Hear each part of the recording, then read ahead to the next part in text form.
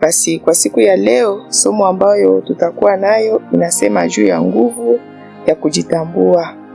Tutaweza kusoma juu ya nguvu ya kujitambua, na tutaweza kusema ya kwamba kujitambua hakika inakuwa na nguvu kubwa, kwa sababu wakati mtu anapojitambua, kwa siku ambazo zilipita tulisema ya kwamba ukijitambua kama unajua kitu kizuri, na hiki kitu utaweza kuona namna gani utaendelea kukiboresha.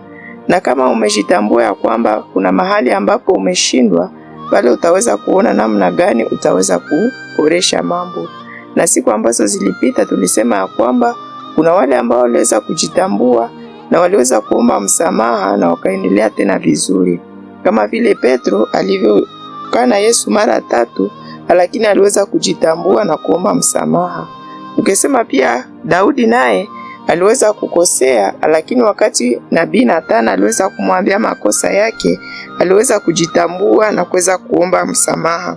Na hapo ndipo tunasema ya kwamba hakika kujitambua ni kitu kikubwa katika maisha, na kujitambua hakika inakuwa na nguvu, kwa sababu inaleta mabadiliko katika maisha. Na wakati wanandoa wanapojitambua, pengine umemkosea mpenzi wako, na wakati unapojitambua kwamba umemkosea, pale utaweza kuomba msamaha, na katika ndoa tena kutakuwa salama. Ndio kwa maana tunasema ya kwamba hakika kujitambua kunakuwa nguvu. Na kwa sasa tutaweza kuona mambo ambayo itaweza kutusaidia ili tuweze kujitambua, kwa sababu tumesema ya kwamba hakika kujitambua kunakuwa nguvu mkubwa ambayo nakuwa katika kujitambua. Na tutaweza kukamata Biblia zetu na tutaweza kusoma katika kitabu cha Yona sura yake ya 3, tutasoma verse yake ya 4 na ya 5, na tutaruka kuile verse yake ya 10. Yona sura 3, tutasoma kuile verse ya 4, tusome katika jina la Yesu Kristo. Yona akaanza kuingia mji kwa safari ya siku moja, akalia akasema, bado siku 40 na Ninawe itaangamizwa. Watu wa Ninawe wakamwambia Mungu, wakatangaza kufunga chakula, wakavaa gunia toka mkubwa hata mdogo sana katikati yao. Verse ya 10 nasema, Mungu akaona matendo yao ya kama wakageuka toka njia yao mbaya. Mungu akajuta mabaya aliyoyasema akawafanyia atakayofanyia, wala hakuyafanya. Ni neno la Bwana. Amen. Mahali hapa ambapo tumeweza kusoma ni habari ya wana watu wa Ninawe ambao Mungu aliweza kutuma kule Yona awende kuwaambia kwamba ataweza kuharibu nchi yao. Na mtu akisoma katika ile Yona tu sura yake ya kwanza kuile verse ya 2 inasema, simama uende kwa Ninawe, mji ule mkubwa ulio juu yake, kwa maana maovu yao yamepanda mbele yangu. Hapa ambapo tumesoma ni pale ambapo Mungu aliweza kuagiza Yona aende kuambia watu wa Ninawe. Na hapa katika chapitre ya 3 tumeona ya kwamba tayari Yona amefika kule na ameweza kuwaambia kwamba baada ya siku 40 Mungu ataweza kuwaangamiza. Lakini wakati waliposikia wakiweza kuomboleza, na kui verse ya 10 maandiko yanatuambia ya kwamba Mungu tena aliweza kubadilisha yale ambayo alikuwa amepangia watu wa Ninawe na hakuweza kuwaharibu tena. Na pale tunapata jambo letu la kwanza ambalo litaweza kutusaidia kujitambua ni wakati tunaposikia. Wakati tunaposikia yale ambao wanatuambia, mara tutaweza kujitambua na tutaweza kubadilisha mambo. Hawa watu wa Ninawe hawangepata mtu wa kuwaambia, hawangeweza kuomboleza. Mara hata wangeweza kuambia, lakini hawangesikia, hawangeweza kuomba Mungu aweze kuwahurumia, na kwa mwisho wangeweza kuangamizwa. Yaani tunasema ya kwamba kitu cha kwanza ambacho kitaweza kutusaidia ili mtu aweze kujitambua ni wakati unapokuwa na roho ya kusikia.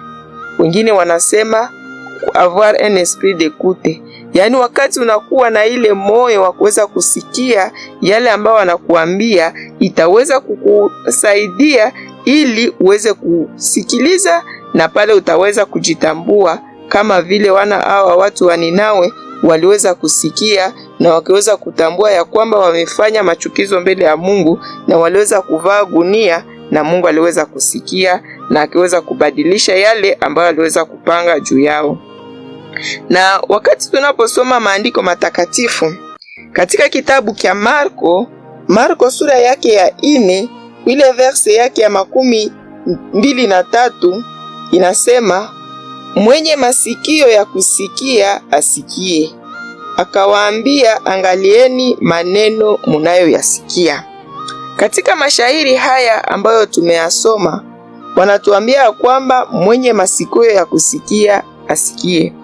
Yaani wakati tunaposikia hivi, yaani kunakuwa mtu ambaye anaweza kuwa na masikio, lakini masikio yake siyo ya kusikia.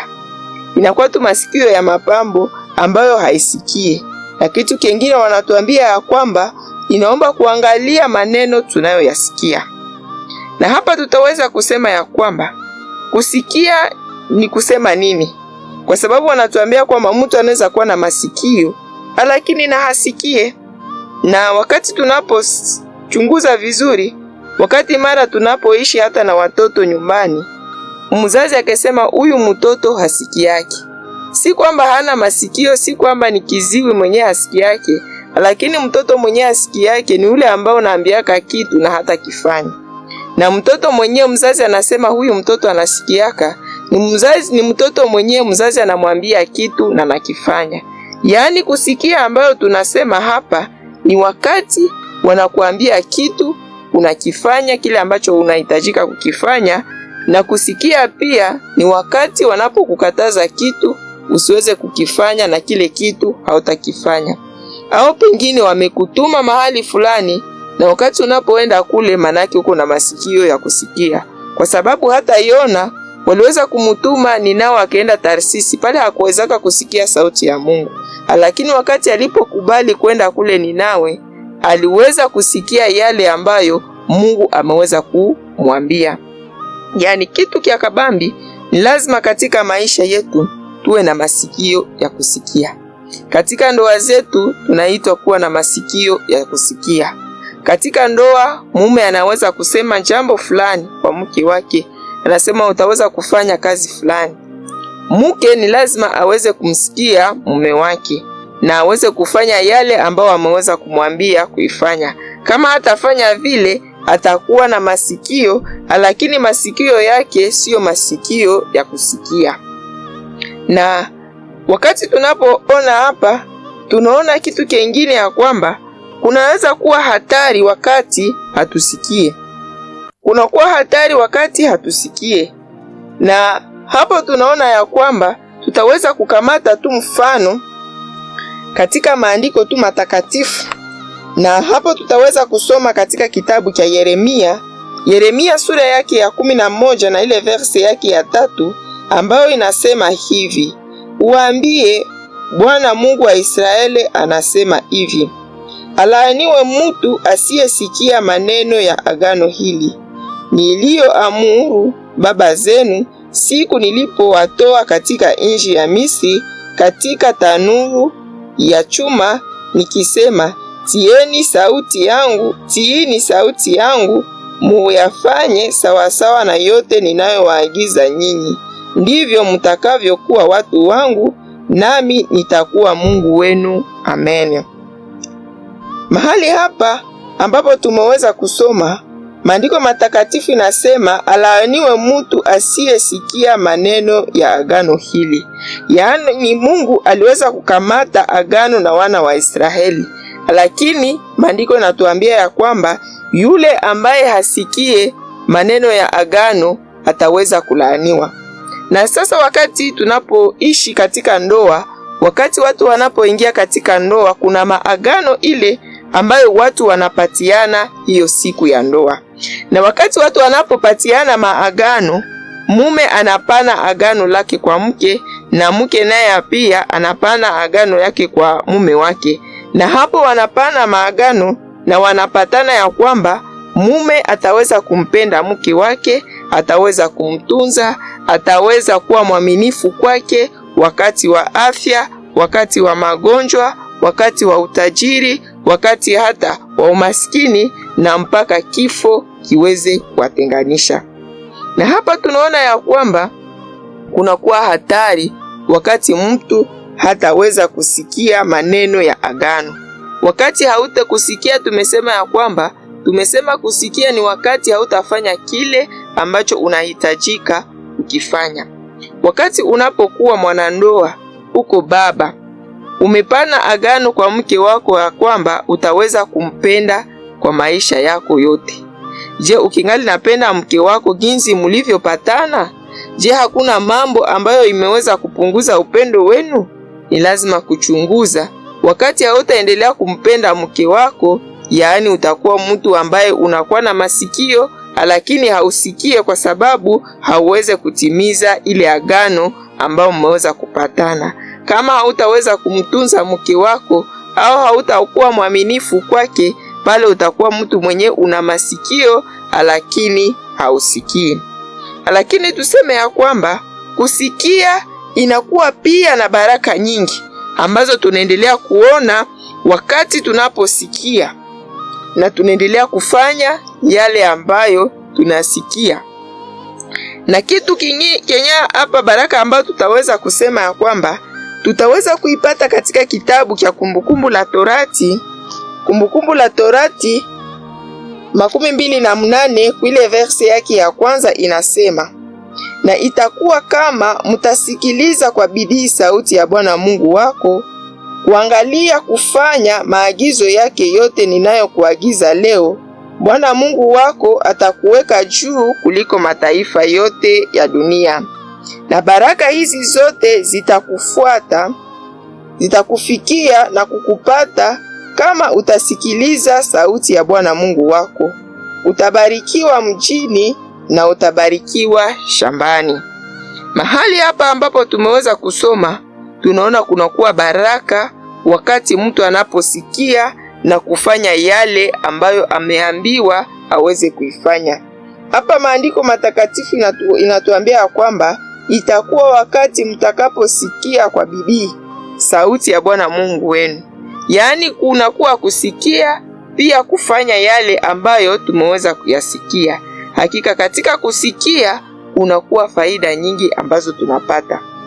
Kama ni uko mke, wakati unaposikia maneno ambayo mume wako anakuambia ufanye, ikiwa ni mapenzi ya Mungu na unaifanya, hakika pale kutakuwa baraka, na katika ndoa kutaweza kukua furaha, na hiyo ndoa itaendelea kumletea Mungu utukufu. Lakini kama mtu hataweza kusikia mwenzake, kutakuwa madhara nyingi ambayo itaweza kuonekana katika hii ndoa. Kitu kingine ambacho tutaweza kusema juu yake katika ile verse ambayo tuliweza kusoma tu katika ile kitabu cha Marko, walituambia neno lengine ya kwamba tuangalie mambo ambayo tunayoyasikia, kwa sababu kunakuwa hatari nyingi wakati tunaposikia na hatuweze kuchunguza yale ambayo tunayasikia. Na wakati tunapoishi katika maisha yetu, mahali pote ambapo tunapita, tunasikia huku na kule maneno.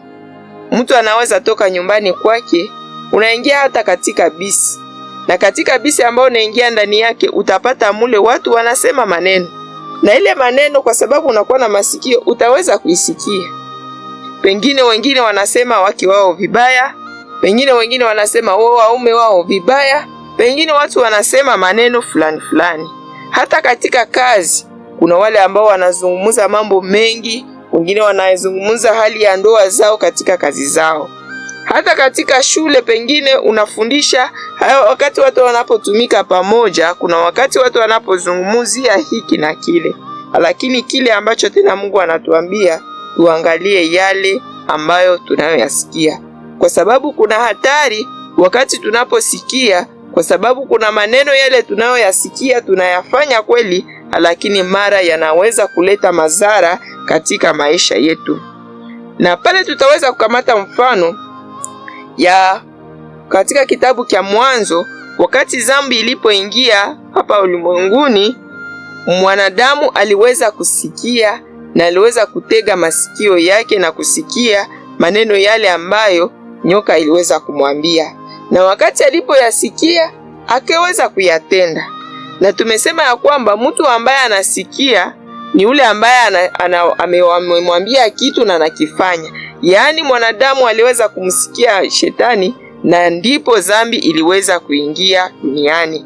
Na pale tutaweza kusema ya kwamba ni lazima kila siku tuendelee kuchunguza yale ambayo tunaendelea kuyasikia, kwa sababu tunaweza kusikia mambo, lakini inaweza kuwa mambo ambayo yataweza kuharibu hata maisha yetu ya ndoa. Ndio kwa maana Yesu Kristo aliweza kuwaambia wanafunzi wake, akiwaambia, kesheni, ombeni ili msiingie majaribuni. Yaani kila siku katika maisha yetu tunaitwa kuendelea kukeshea ndoa zetu. Tunaitwa kuendelea hata kuombea masikio yetu ili isiweze kusikia mambo ambayo itaweza kuharibu ndoa zetu. Ndio kwa maana tunaitwa kila siku kuendelea kuchunguza maneno tunayoyasikia. Tunasikia mambo mengi kwenye mtandao, tunasikia mambo mengi kutoka huku na kule, lakini kila siku tuendelee kusikia ni mambo gani ambayo tunaendelea kuyasikia, kwa sababu inaweza kuwa ni jambo ambalo tunalisikia na kweli tunaweza kulifanya, kama vile Eva aliweza kukula tunda ambayo tayari alikuwa amekatazwa, kwa sababu aliweza kupata muda wa kusikia na kuweza kufanya, iliweza kuharibu maisha ya ndoa. Ndio kwa maana tutaweza kusema ya kwamba wakati tunapoishi tuchunguze sana wale ambao tunatembea pamoja nao, kwa sababu yale ambayo tunayasikia kila siku yanaweza hata kuinfluence na ndoa zetu.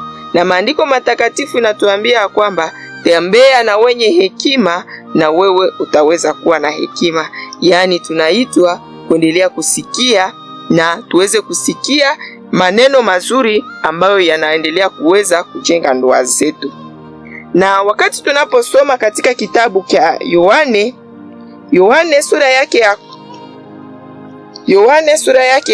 10, pale tunapata maneno ambayo Yesu aliendelea kuambia wanafunzi wake, ya kwamba utaweza kusoma mahali pale. Taanza kuile verse yake ya pili, Yohane sura yake ya 10, kuile verse yake ya pili nasema, lakini mtu anayeingia kwa mlango ni mchungaji wa kondoo. Zamu anamfungulia na kondoo wanasikia sauti yake. Naye anaita kondoo zake kwa majina yao, na anawaongoza nje. Na wakati anapotoa kondoo zake nje, anawatangulia na kondoo wanamfuata, kwa sababu wanajua sauti yake. Hapa ni Yesu wakati anaendelea kuwaambia wanafunzi wake ya kuwa yeye ni mchungaji mwema, na mchungaji mwema ni ule ambaye kondoo zake zinajua sauti yake, na wakati anapoingia anaziambia ziweze kutoka na zinaweza kumfuata, kwa sababu ni mchungaji mwema. Na kwa ile verse ya juu inasema ya kwamba mwizi yeye anakuja na anakuja kuharibu. Hapo tunaona ya kwamba wakati tunasema ya kwamba ni lazima tuendelee kuangalia maneno tunayoyasikia, hii inatuonesha ya kwamba wakati tunapoishi katika ndoa zetu ni lazima kila siku tuendelee kukeshea ndoa zetu, kwa sababu kuna hatari, kwa sababu kunaweza kuwa mwizi ambaye anaweza kuja na sauti ambayo haiko ya mchungaji. Na huyu mwizi anaweza kuja kuiba mambo fulani fulani katika ndoa zetu. Anaweza kuja kuiba upendo, anaweza kuja kuiba uhusiano wetu, anaweza kuiba mambo katika ndoa zetu. Lakini kile ambacho kinahitajika mahali hapa ni lazima tuwe na mchungaji ambaye kila mara tutaendelea kumfuata na anaendelea kutuongoza. Na mchungaji ambaye tumeweza kumpata hapa katika kitabu cha Yohane ni Yesu Kristo, ambaye anaendelea kutuambia tuendelee kumfuata. Ndio kwa maana katika ndoa zetu tunaitwa kila siku kuendelea kumsikiliza Mungu ili aendelee kutuongoza katika ndoa zetu. Ni yeye ataendelea kutuongelekeza namna gani tutaendelea kutembea, kwa sababu mara tunaweza kusikia maneno lakini pengine ni ya adui ambaye anataka aweze kuharibu ndoa zetu. Tuendelee kumpatia Mungu nafasi katika maisha yetu ili aendelee kusema nasi.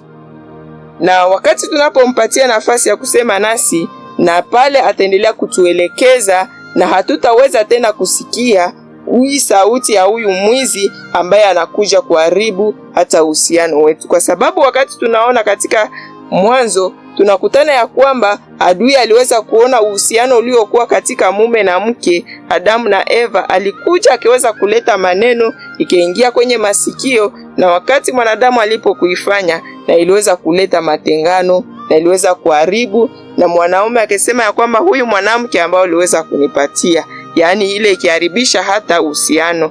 Yani wakati tunaposikia maneno ambayo hayafai katika ndoa zetu, itaweza hata kuharibu. Lakini wakati tunapomsikiliza mchungaji mwema, ataweza kutuambia namna gani tutaendelea kutembea mahali ambapo tumeshindwa, na pale tutaendelea kuboresha na ndoa zetu zitatembea tena vizuri. Mungu aendelee kutusaidia, tuendelee kupata muda ya kumsikiliza Mungu. Tunasikia Mungu wakati kupitia hata radio, tunaendelea kumsikia Mungu. Tunasikia Mungu kupitia neno lake. Mungu anasema nasi kupitia njia mbalimbali. Ndio kwa maana tuendelee kuombea kila siku masikio yetu na kuona namna gani tutaendelea kufanya yale ambayo Mungu anatuambia, na wakati tutakapoifanya, hakika tutaendelea kuboresha siku kwa siku, kwa sababu neno la Mungu liko mahali pale ili liweze kutufundisha, kutuonya na kutuelekeza kila siku, na pale mabadiliko yataendelea kuonekana katika maisha yetu. Basi kwa kumaliza somo letu, tuseme ya kwamba Mungu aendelee kutusaidia. Tumesoma ya kwamba ni lazima tuendelee kujitambua katika maisha yetu, na njia ambayo tumeweza kuzungumzia kwa leo, tumezungumza ya kwamba ili tuweze kujitambua ni lazima tuwe watu wa kuwa na utayari wa kuweza kusikia, na tumeonesha ya kwamba kunakuwa faida nyingi wakati tunaposikia, kunakuwa baraka wakati tunaposikia. Na pale tuseme ya kwamba mtoto ambaye anasikiaka mzazi, ule mtoto anafanyiziwaka vitu vya mingi. Kama uko mke unasikia mume wako yale ambayo anakuambia, mara ndoa itakuwa ndani furaha, kwa sababu mume anafurahi wakati anapokuambia jambo fulani na ile jambo unaifanya. Pia tumesema ya kwamba kunakuwa hatari wakati hatusikie. Wakati hatusikie, tumeona ya kwamba kunakuwa hatari ambayo inaweza kuacha hata mabomoko yanaingia katika ndoa zetu. Na tumesema ya kwamba ingawa tunaweza sema kusikia, lakini kunakuwa hatari wakati tunapoona kusikia, hatuangalie yale ambayo tunayasikia. Adui anaweza kupitia hata katika masikio yetu na kuweza kuleta mambo ambayo hayawezekani. Lakini kunakuwa mchungaji ambaye anakuja na kuweza kutuambia na kutuelekeza. Ni huyu mchungaji ambayo tunaitwa kuendelea kumfuata, kwa sababu adui pia anaweza kuja karibu na kondoo, lakini kazi ya adui anakuja kwa kuharibu na kuweza kuua na kuiba vitu vizuri ambavyo vinakuwa katika ndoa. Mungu aendelee kutusaidia kila siku, tuendelee kuombea masikio yetu ili tujue ya kwamba Mungu anasema nasi. Na kwa kumaliza, tutasema ya kwamba mara Mungu anaweza kuwa tayari kuweza kusema nasi, lakini mara hatutaelewa kama ni Mungu anasema nasi. Na pale tutasema ya kwamba kuna wakati Samueli Mungu aliweza kumuita Samueli, aliwaza kama ni Eli ndiye anamuita, lakini huyu Samueli alienda kwa Eli, na wakati Eli alipogundua ya kwamba mara 3 anarudi kwake, aliweza kusema ya kwamba ni lazima useme, Bwana mimi ni hapa. Na pale tutasema ya kwamba wakati unaposikia neno, usiwaze ya kwamba Mungu anasema na mtu mwingine, au kama ni mtu mwingine ndiye anayekuita, lakini ujue ya kwamba ni Mungu anakuita, ya kwamba uweze kujitambua katika maisha yako. Umepana agano kwa mke wako na kusema utabaki mwaminifu kwake mpaka kifo kiwatenganishe. Lakini kwa sababu ya jambo fulani umekosa uaminifu, na unaweza kosa uaminifu kimwili, unaweza kukosa uaminifu kipesa, lakini kwa siku ya leo Mungu anasema na wewe ambao unatusikia kwamba uone ni wapi ambapo umeanguka na uweze kutengeneza na uweze kujitambua, ili tena mambo yaendelee vizuri katika maisha yenu ya ndoa. Na Mungu aendelee kutusaidia tuendelee kujitambua, na wakati tunapojitambua tutaweza kulomba msamaha kama vile Daudi alivyoomba msamaha na Mungu aliweza kumkubali. Na pia tumeona ya kwamba watu wa Ninawi wakati Yona alipowaambia waliweza kugundua ya kwamba kweli kweli kuna pale ambapo walikosea, na waliweza kuvaa magunia, na kwa mwisho waliweza kuomboleza, na Mungu aliweza kusikia maombi yao na hakuweza tena kuharibu mji wa Ninawi. Basi tunasema asante kwa wote ambao wanaendelea kutusikiliza. Mungu aendelee kuwabariki. Basi tutaweza kuwa na maombi. Tunalibariki jina lako Bwana, tukisema asante kwa yote ambao umetenda kwa ajili yetu. Acha Bwana kila siku uweze kutuumbia moyo wa kuvunjika, na wakati tunapojivunjika na tunajitambua tutaweza kuomba msamaha. Ingawa tumekosea wapenzi wetu, tutakuwa na utayari wa kuweza kuwaomba msamaha, na wao pia wataweza tena kufurahi kwa sababu tumeweza kujitambua na hatutarudilia yale ambayo tumeweza kukosa. Na wewe Mungu, napenda kila mara katika maisha yetu tujitambue na tuendelee tena vizuri katika maisha yetu na safari yetu ya kwenda kwako. Mungu endelee kutusaidia na tuendelee kuishi neno lako, na kila msikilizaji Bwana endelee kumsaidia ndoa yake iendelee kuwa ndani yake furaha. Wakati mwenzake anapomkosea awe tayari kumsamehe. Tunaomba yote ni katika jina la Bwana na Mwokozi ambaye Yesu Kristo. Amen. Ilikuwa kipindi Ndoa Mfano Bora, na Mungu atubariki.